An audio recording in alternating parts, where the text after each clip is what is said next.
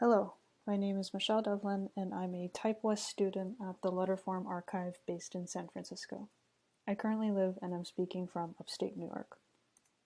Today, I'll be presenting Balancing Type Design with Language Learning. I created this presentation to share how learning Korean benefited my understanding of Hangul, Korea's native writing system, through my font design practice. I won't be extensively speaking in Korean for this particular presentation, but I will in a future presentation. When I was younger, I joined many art clubs and choirs. Due to various twists of life, drawing became my primary practice while singing took a backseat. Nowadays, I vicariously enjoy music when my younger sibling and dad practice their instruments. I completed my BFA at the Rhode Island School of Design, where I majored in graphic design and minored in history, philosophy, and social sciences. While at RISD, I came to know different friends, mentors, and outlooks on design. I became especially enamored by the shapes of letters. I recall sitting in a dark school auditorium when suddenly the graphic design department head flashed a lowercase a across a massive screen. I was awestruck by its crisp white edges projected against a black background. Flash forward, I am released from a hug with my degree project advisor after completing my thesis presentation, of which focused on a 9-style 8-bit font family. I had taken my first step in independently exploring font design, but with little idea of where I'd end up. After the next year or so, I stumbled upon Letterform Archive when I was trying to get deeper into type design. Through them, I developed new relationships to support my creative practice. These are designs I developed with their help. Developing new relationships helped me be a kinder relative to my family members as well. I started spending more time with my mom, and we ended up getting into Korean pop music together. Enough so that there was a brief period of time when we were studying the language together. When I began learning Korean, I didn't understand the way it worked in terms of nouns, verbs, adjectives, pronunciation, spelling, etc. This led me to see each Korean word as autonomous entities strung together, rather than a wide system of interchangeable parts. For me, not knowing the language caused me to see each glyph as a picture rather than a component of a writing system. My first Hangul font design, Bridge, which was intended as an expansion of my 9-style font family, which I presented on at last year's Type Weekend, was when I realized I needed help with learning how to design for Hangul. At that point in time, I did not see the broad stroke relationships between each character. I only knew that there were more glyphs necessary than basic Latin. So my first instinct was to just draw each glyph and see where I went with it. I didn't know any of the conventions of Hangul design necessary to determine a starting point for a design. So it didn't occur to me to begin in a similar way as it is for sketching for an English font. This realization led me to a presentation by Sondol Communications at Itaipai, Japan, 2019. The presenters shared an overview of their design process, particularly about the timeline when each set of letters should be tested for its shape and spacing, then when to be in pure production mode. At least for me, a lot of font design is the low and slow building, so it was easy to forget how long I've been drawing and to check on whether things are working together. The presentation helped me get a basic idea of what to expect and how to simply approach the essential syllables for developing a Hangul prototype. I appreciated the practical approach. It spoke to the utilitarian part of my brain that first got me into studying graphic design. There's something about the distinct way graphic design is meant to teach people about a particular piece or set of information. To me, graphic design yearns to just give. I made a point of emailing the Sondol co-presenters images of my work in progress. I received an email back from one of them, Choro and Kim. Then, after some back and forth, we came together as a mentee-mentor match through a font design organization called the Alphabettes. Working with her gave me the space to absolutely obsess over how different letter shapes build off one another. It was thrilling to contrast my knowledge of Latin English leather design with Hangul.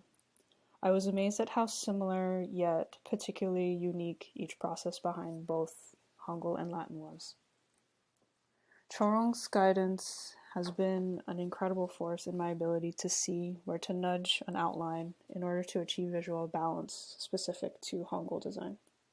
Here I show the progression of the characters in the Miem group and how my understanding of the general proportions of each syllable for my particular design shifted at various points in the process in order to accommodate or reinforce the intended function of the typeface.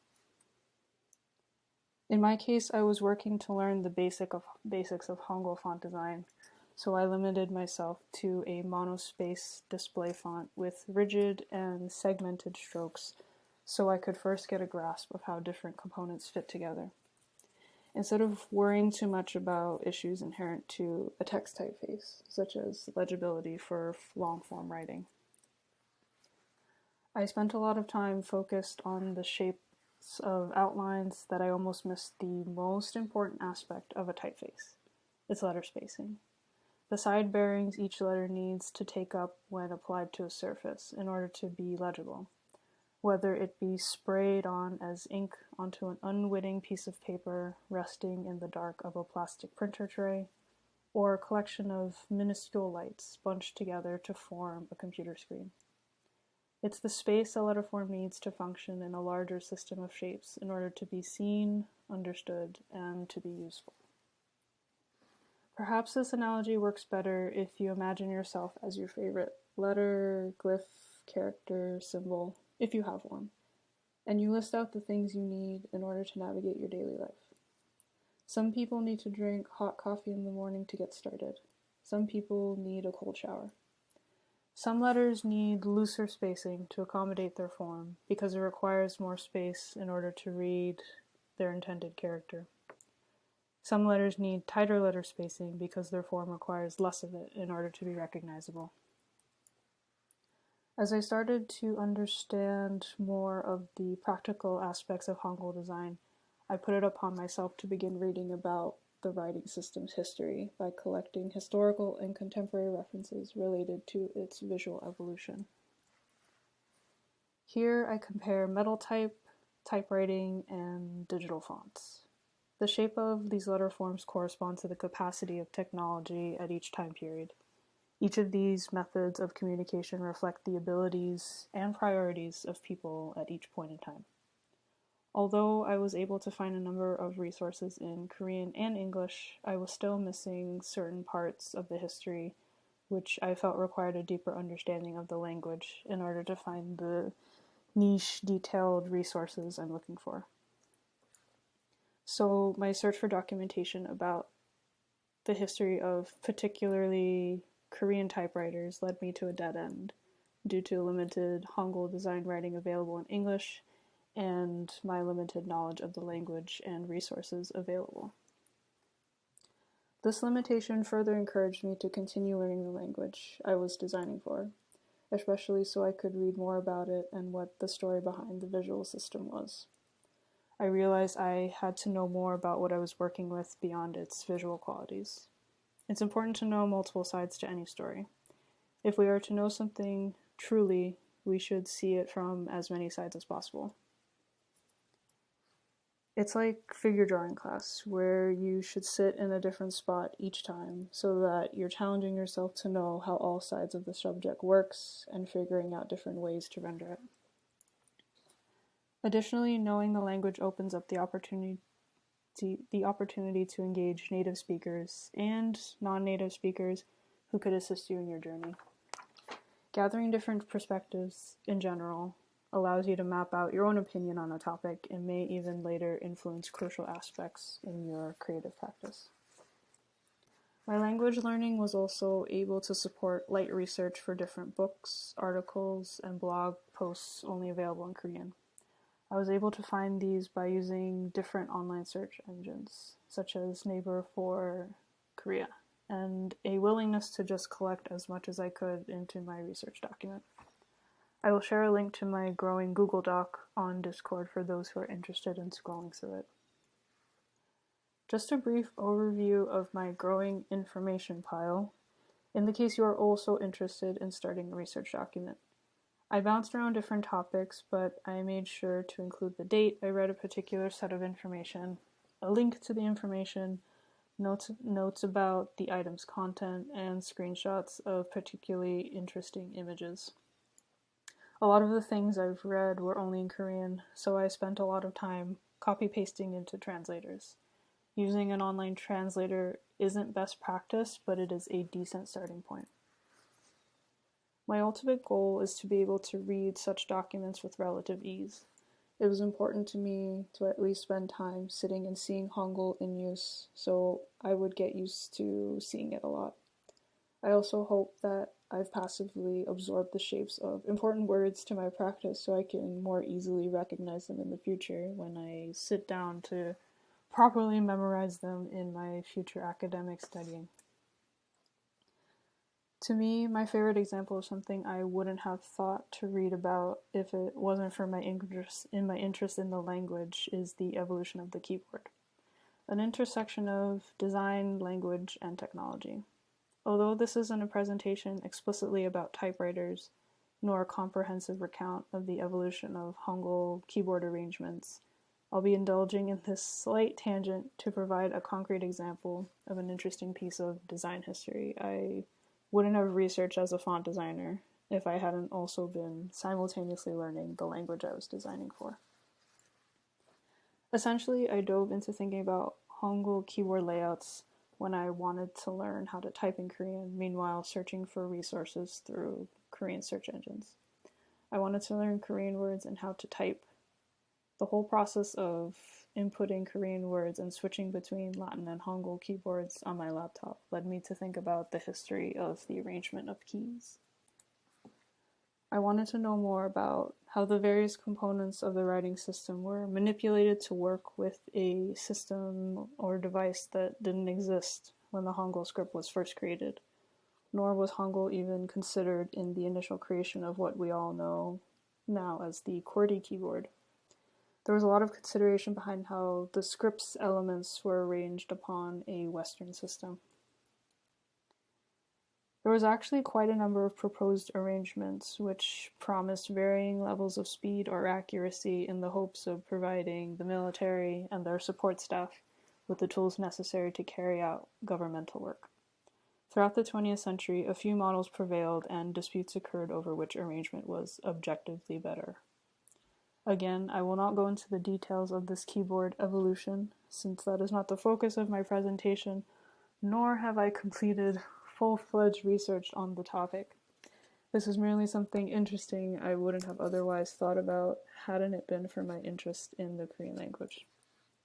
Perhaps in the future this can be its own presentation, the evolution of Korean keyboards. Here are some cool diagrams of different arrangements. Each reflects slightly different priorities in terms of the placement of consonants and vowels. But in general, consonants were typically placed on the left-hand side while the vowels were placed on the right. And Korean's general rule of each syllable follows the pattern of consonant, vowel, consonant, or consonant, vowel. The basic movement of your hand while typing Hangul Korean would be left, right, left, a to and fro, which is quite dissimilar to typing in Latin or English, where the keys are not assorted in groups such as consonants or vowels, but was rather born out of an assumption of what would be the least likely arrangement to jam up a typewriter keyboard. So for Latin English, your fingers could be dancing in a pattern of a different typing rhythm, solely due to the way the keys have been arranged and largely accepted by society as, yes, this is the one true way these words, letters should be laid out because that's just the way things are. That's also odd as well, that we've been using this QWERTY arrangement of letters for however long. Personally, I've never heard of anyone disputing this arrangement, but is it too late to change it? Will this keyboard layout still make sense in 50 years when our world, including our global type design community, may end up being more interconnected than ever before? As closer as we all become across the world through the internet, is there potential for the keyboard to become obsolete? What if, as a global society, one day we decide to stop using letter forms because it simply gets phased out as a mode of communication because keyboards just stop being the way that makes sense to include everybody? Anyway, I ended up reading a lot about keyboards because I'm interested in how the computer keyboard represents an intersection of cultures and how different languages and cultures have to or have decided to conform to this format of organizing their writing system in order to participate in the technological aspect of our modern society. To recap, the benefits of balancing type design with language learning include developing the ability to communicate with more native and non-native speakers who can point you in new directions for understanding how you learn and see the world. 2, to see glyphs beyond abstract shapes. And 3, to find design resources you may otherwise not have access to, or ideas you might not even have thought of before. For my next steps, I'd first like to move forward with language learning, and I will also move forward in designing more glyphs to include in Stencil. I had recently taken a short break from Stencil in order to prepare for graduate school, but I will be able to return to the project shortly. Yay! During my time in graduate school, I would like to broaden my understanding of the design process behind multilingual fonts by connecting with designers of various scripts. I want to know how the design process changes when creating a design to work across multiple different writing systems. An example question: does a design lose character the more writing systems it supports? Is sans serif the most accommodating style? Second, I'm interested in elaborating on the notions of expanding versus completing a font for multiple scripts. Is it detrimental to begin a design with only one writing system in mind? What kind of results does manipulating a writing system to fit the visual identity of a different writing system produce? For example, if I were to make another English font, then decided to add Korean language support later on, would the Korean design look forced? Or would considering all the languages the design needs to support at the beginning of the process hinder artistic expression? Also, does artistic expression even matter in font design? Third, I will visit Korea someday, when COVID has calmed back down, to explore these ideas as a design researcher, because it's important to me to foster a global, more culturally informed design community. My interests are highly specific, but I believe this specificity will allow others to see themselves in my work and to apply it in their own practices. I want us all to know more about writing systems around the world because my understanding of our whole design practice became vastly more interesting when I realized there still exists barriers in creating cohesive designs across multiple writing systems. Sure, you can find references and develop a design purely on visual research, but it's not as enriching to only consider the appearance of a font.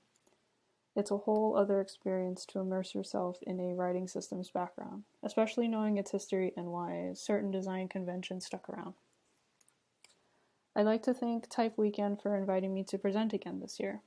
My presentation was focused on how language learning enhances my understanding of font design, but perhaps you learn differently from me. So I encourage you all to complement your font design interests with something else.